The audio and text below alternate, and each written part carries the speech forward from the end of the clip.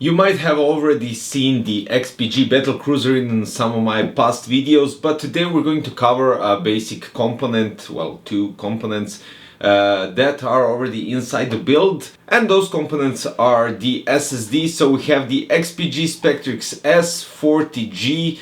This model is 512 gigabytes. The Rgb M.2 NVMe SSD Gen 3 x 4, and we're going to of course benchmark it, and you're going to see some close-ups of the RGB. And the second product, which you might have seen on my Computex videos from 2019, is the XPG Spectrix D60G. These are 2 x 8 gigabytes 3200 megahertz RAMs. Now these are very interesting just because, well, they have the full body RGB LED, so you could, I mean, it looks really nice. And to show you, this is it.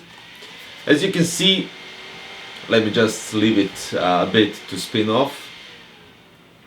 As you can see right here, the RGB RAMs are nicely lit up, and here at the bottom you can check out the SSD. I'll do a close-ups of course for you guys, but for now let's check out the speeds for the SSD and some information about the RAMs and when you OC them and stuff like that. So let's go.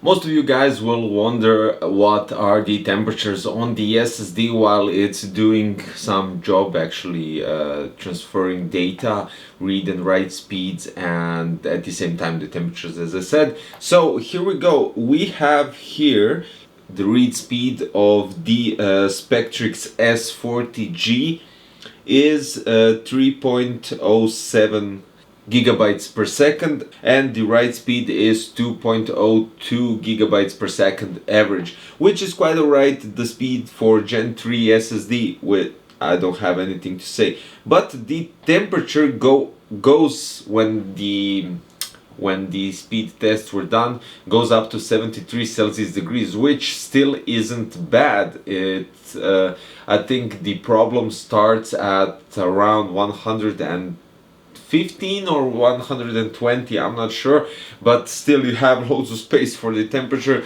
So when it comes to RGB and SSD stuff, it should take into consideration that the PCB from the RGB and the PCB from the chips has to be separated for the temperature to cool down. Also, you do need to take into consideration that of course LEDs do produce extra heat, so even with the separate PCB board they still do add some, but not in that amount as it would if they are on the same PCB. But okay, the temperature is here quite alright, and I wouldn't say, as you can see in the video that I recorded, the temperature is like this. Now when it comes to AIDA64 cache and memory benchmark, and we have read write speed and copy for the memory, L1, L2 and L3 cache. The first picture, the first part of the video, is basically based on stock without XMP turned on, and when you turn it on to 3200 megahertz, you can see the difference in read write copy latency, and L for memory of course,